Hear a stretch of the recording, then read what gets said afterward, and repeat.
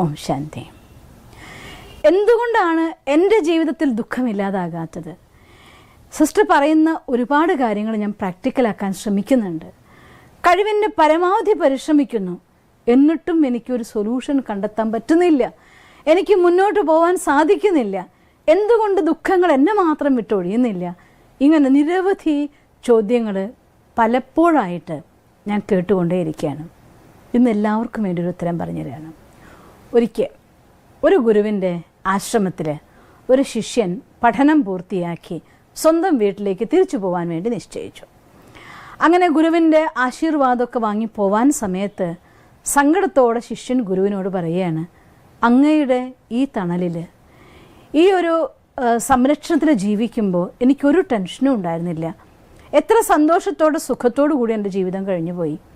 ഇനി അങ്ങോട്ട് ഞാൻ പോകുമ്പോൾ എൻ്റെ വീട്ടിലേക്ക് എത്തണമെങ്കിൽ ഒരു കൊടുങ്കാട് കടന്നിട്ട് വേണം എനിക്ക് എത്തണം എന്നുണ്ടെങ്കിൽ കാട്ടിൽ വന്യമൃഗങ്ങൾ ആക്രമിക്കാൻ സാധ്യതയുണ്ട്, കൊള്ളക്കാർ ആക്രമിക്കാനുള്ള സാധ്യതയുണ്ട്, ഒരുപക്ഷെ വഴിതെറ്റി പോകാനുള്ള സാധ്യതയുണ്ട്. ആലോചിച്ചിട്ട് എങ്ങനെ ഞാൻ ആ കാട് കടക്കും എന്ന് ഓർത്തിട്ട് എനിക്കിപ്പോഴേ ടെൻഷനായിട്ട് വയ്യ, ഞാൻ എന്തു ചെയ്യും എന്ന് പറയുകയാണ്. അപ്പോൾ ഗുരു ഒരു മിനിറ്റ് ആലോചിച്ചിട്ട് പറയും, നിനക്ക് അങ്ങനൊരു ഘട്ടം വന്നാൽ നീ ഒറ്റപ്പെട്ടു എന്ന് വിചാരിക്കേണ്ട. അവിടെ വെച്ച് കണ്ണടച്ച് എന്നെ ഓർമ്മിച്ച് എന്നോട് ചോദിച്ചാൽ ഞാൻ നിനക്ക് ഉത്തരം പറഞ്ഞു തരും. അത് പ്രകാരം നീ ചെയ്താൽ മാത്രം മതിയെന്ന്. ഇത് കേട്ടപ്പോൾ ശിഷ്യന് മനസ്സ് തണുത്തു. അങ്ങനെ ഗുരുവിൻ്റെ ആശീർവാദമൊക്കെ വാങ്ങി ശിഷ്യൻ വീട്ടിലേക്കുള്ള യാത്ര പോവുകയാണ്. ഒരു കുറച്ച് ദൂരം കാട്ടിലൂടെ പോയി ഉൾക്കാട്ടിലെത്താൻ തുടങ്ങിയപ്പോൾ ആ ശിഷ്യൻ ഒരു സിംഹത്തിൻ്റെ ഗർജനം കേട്ടു. മനസ്സിലായി അടുത്തെവിടെയോ സിംഹമുണ്ട് എന്നുള്ള കാര്യം ഉറപ്പായി. മണം പിടിച്ച് അടുത്തെത്തിയാലോ പ്രാണന അപകടമാണ്. എന്താ ചെയ്യേണ്ടതെന്ന് മനസ്സിലാവുന്നില്ല. അങ്ങനെ ശിഷ്യൻ വിഷമത്തോടു കൂടി ഇപ്പോൾ ഓർമ്മിച്ചു പോയി ഗുരു പറഞ്ഞത്, ഓ കണ്ണടച്ച് എന്നെ ഓർത്താൽ മതി. അങ്ങനെ ഈ ശിഷ്യൻ കണ്ണടച്ചുകൊണ്ട് ഗുരുവിനെ ഓർമ്മിക്കുകയാണ്. ഗുരുവിനെ ഓർത്തപ്പോൾ ഗുരുവിനോട് മനസ്സുകൊണ്ട് പറയുകയാണ്, ഒരു സിംഹഗർജനം കേൾക്കുന്നു, അടുത്ത എവിടെ നിന്നുമാണ്, എന്ത് ചെയ്യണമെന്ന് എനിക്കറിയില്ല, കൈകാലുകൾ തളരുകയാണ്, ഞാൻ എന്താ ചെയ്യേണ്ടത് അങ്ങ് എനിക്ക് പറഞ്ഞു തന്നാലുമെന്ന്. അപ്പോൾ ആ ശിഷ്യന് മനസ്സിലൂടെ ഗുരുവിൻ്റെ സന്ദേശം കിട്ടുകയാണ്, നീ ഒട്ടും വിഷമിക്കേണ്ട, നിൻ്റെ തൊട്ടടുത്തല്ല ആ സിംഹം ഉള്ളത്. അതുകൊണ്ട് കഴിവിൻ്റെ പരമാവധി വേഗത്തിൽ നീ ഓടിക്കോ, കുറേ ദൂരം ഓടിക്കഴിഞ്ഞാൽ ഒന്ന് രക്ഷപ്പെടാമെന്ന് പറയുകയാണ്. അപ്പോൾ ഗുരുവിനോട് ശിഷ്യൻ പറയാം, അയ്യോ എൻ്റെ കൈകാൽ തളരുന്നു എന്ന് ഞാൻ ആദ്യം അങ്ങയോട് പറഞ്ഞതാണ്, ഓടി രക്ഷപ്പെടാൻ പറഞ്ഞു കഴിഞ്ഞാൽ എനിക്ക് ഓടാൻ സാധ്യമല്ല എന്ന് പറയും. അപ്പോൾ ഗുരു തിരിച്ചു മറുപടി പറയും, എന്നാൽ ഒരു കാര്യം ചെയ്യേ, നീ അവിടെ നിന്ന് അടുത്ത ഗ്രാമമുണ്ട്, കേൾക്കത്തക്ക രീതിയിൽ ഉറക്കെ രക്ഷിക്കണേന്ന് വിളിച്ച് പറയും, ആരെങ്കിലും വരും, അപ്പോഴും നീ രക്ഷപ്പെടുന്നു പറയുകയാണ്. അപ്പോൾ ശിഷ്യൻ പറയും, എനിക്ക് പേടി കൊണ്ട് എൻ്റെ ശബ്ദം പുറത്തേക്ക് വരുന്നില്ല, പിന്നെ ഞാൻ എങ്ങനെയാണ് ഓളിയിടണമെന്ന് പറയുന്നത്, എനിക്കങ്ങനെ ഓളിടാൻ കഴിയില്ല, തൊണ്ടവേദനയാണ്, എനിക്ക് സുഖമില്ലാത്തതാണ്, അങ്ങേക്കറിയാലോ എന്ന് പറയുകയാണ്. അപ്പോൾ ഗുരു പറയും, എന്നാൽ ഒരു കാര്യം ചെയ്യ്, തൊട്ടടുത്തുള്ളൊരു മരം ഉണ്ടല്ലോ, ആ മരത്തുമേ പരമാവധി മേലേക്ക് നീ കയറിക്കോ, അവിടെ പോയിരുന്നാൽ നിനക്ക് സിംഹത്തിന് എന്ന് രക്ഷപ്പെടാമെന്ന് പറയും. അപ്പോൾ ശിഷ്യൻ പറയുകയാണ്, ഇത്ര മേലെ വലിഞ്ഞു കയറാനൊന്നും എന്നെക്കൊണ്ട് സാധ്യമല്ല, ഞാൻ അത്രയ്ക്കധികം മരം കയറാൻ പറ്റുന്ന ഒരാളല്ല, എനിക്ക് കാലാണെങ്കിൽ വേദനയാണ്, എനിക്ക് മരത്തുമ്മ കയറാൻ കഷ്ടമാണ്, അതുകൊണ്ട് എനിക്ക് അതും ചെയ്യാൻ സാധ്യമല്ല എന്ന്. അപ്പോൾ ഗുരു പറഞ്ഞപ്പോൾ ഒരു കാര്യം ചെയ്യേ, നിനക്ക് എന്ത് ചെയ്യണമെന്ന് ഇഷ്ടം തോന്നണോ ആ കാര്യം നീ അങ്ങ് ചെയ്തോ എന്ന് പറഞ്ഞുകൊണ്ട് ഗുരു തൻ്റെ സന്ദേശത്തും കട്ടാക്കുകയാണ്. ഇത് വാസ്തവത്തിൽ പലപ്പോഴും പലർക്കും പല കാര്യങ്ങളും പറഞ്ഞു കൊടുക്കുമ്പോൾ നമ്മൾ കേൾക്കുന്ന ധ്വനികൾ ഇത് തന്നെയാണ്. ചില ആളുകൾ പറയും, അവരെന്നെ ഇങ്ങനെ ഉപദ്രവിക്കുന്നു, ഇവരെന്നെ ഇങ്ങനെ ഉപദ്രവിക്കുന്നു, എനിക്കെന്ത് വേണമെന്ന് അറിയുന്നില്ല, എനിക്ക് ആവില്ല എന്ന് പറയുമ്പോൾ പറയും, നമ്മളൊന്നൊരു കാര്യം ചെയ്തേക്ക്, നിങ്ങൾ അവരിൽ നിന്ന് അകന്ന് മാറിക്കൊണ്ട് നിങ്ങളുടെ ജീവിതം സെറ്റ് ചെയ്യാൻ നോക്കുമെന്ന് പറഞ്ഞാൽ, അയ്യോ അതെങ്ങനെയാണ് സാധിക്കുക, അവരല്ലേ എൻ്റെ ജീവിതത്തിൻ്റെ ആധാരം, അവരില്ലാണ്ട് പിന്നെ എന്താ ജീവിതം ഉള്ളത്, അത് പറ്റില്ല, എനിക്ക് അവരൊക്കെ തന്നെ വേണം, എന്നാലേ ജീവിക്കാൻ പറ്റുമെന്നൊരു ഭാഗത്ത് പറയും.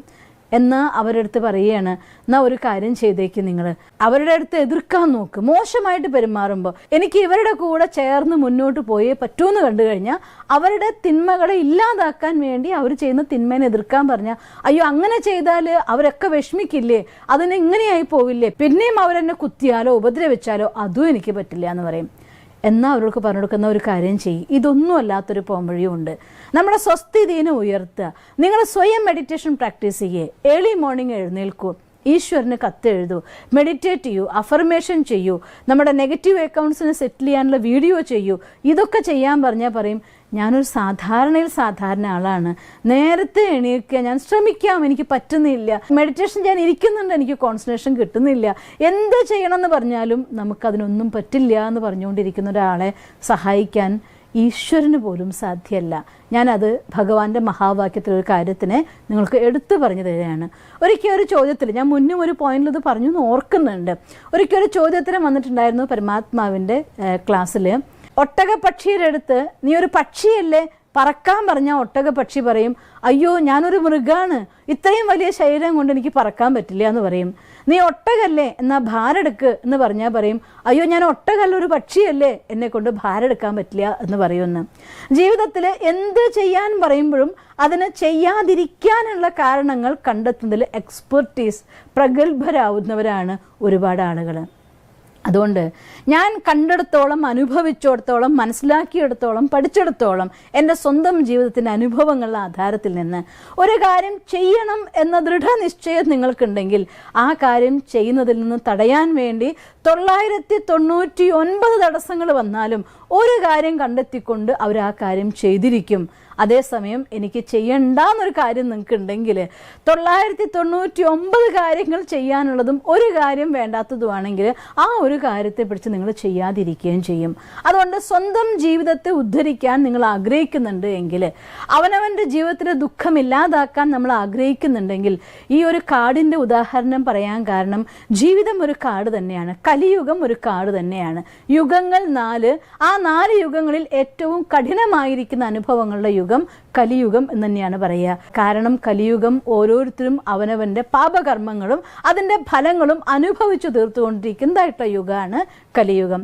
അതുകൊണ്ടാണ് ലോകത്ത് നമ്മളൊരു കാട്ടിൽ എങ്ങനെയാണോ അവിടെ ഇവിടെ മുള്ളുകൾ കുത്തി വേദനിക്കും, അതുപോലെ ഈ കാലഘട്ടത്തിൽ നോക്കിയാൽ നിങ്ങൾക്ക് 100 ഗുണങ്ങളുണ്ടെങ്കിലും അതിൻ്റെ ഉള്ളിൽ ഒരു അവഗുണം ഉണ്ടെങ്കിൽ ആ അവഗുണത്തിനെ എടുത്ത് പറഞ്ഞുകൊണ്ട് നിങ്ങളെ കുത്തി നോവിപ്പിക്കുന്നതായിരിക്കുന്ന മുള്ളുകളുടെ എണ്ണമായിരിക്കും കൂടുതൽ കിട്ടുന്നത്. ക്രോധം കൊണ്ടും കാമം കൊണ്ടും പുലികളെപ്പോലെ മറ്റുള്ളവരെ നശിപ്പിക്കുന്നതായിരിക്കുന്ന കാമപ്പുലികളെ നമുക്ക് കാണാം, ക്രോധപ്പുലികളെ കൊന്നൊടുക്കുന്നവരെ കാണാം, ലോഭം കൊണ്ട് മറ്റുള്ളവരുടെ ജീവിതം തകർത്തെറിയുന്ന രാക്ഷസന്മാരെ നമുക്ക് കാണാം.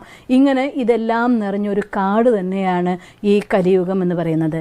അതുകൊണ്ട് ഈ കാലഘട്ടത്തിൽ മുന്നോട്ട് പോകണമെന്നുണ്ടെങ്കിൽ ഒറ്റ കാര്യം നമുക്ക് വേണ്ടതുള്ളൂ, നമ്മളിൽ പൂർണ്ണമായിരിക്കുന്ന നിശ്ചയം, ഈശ്വരനിൽ പൂർണ്ണമായിരിക്കുന്ന വിശ്വാസത്തിൻ്റെ ശക്തി, ഇത് രണ്ടും നിങ്ങൾക്കുണ്ടോ ഈ കാലഘട്ടത്തിൽ ഒരു മുള്ളു പോരാതെ ഒരു പുലിക്കും നമ്മളെ തിന്നാതെ നമുക്ക് മുന്നോട്ട് പോകാനായിട്ട് സാധിക്കും. പക്ഷെ ചെയ്യണം എന്നതായിരിക്കുന്ന ദൃഢമായ ഇച്ഛ അത് നമ്മുടെ ഉള്ളിൽ നിന്ന് വേണം വരാൻ. ഏതൊരു കാര്യവും എനിക്ക് കിട്ടിയേ തീരൂ എന്നതായിരിക്കുന്ന തീവ്രമായ ഇച്ഛ വന്നു കഴിഞ്ഞാൽ നിങ്ങളെ തടയാൻ ഈ സൃഷ്ടിയിൽ ഒന്നിനും സാധ്യമല്ല.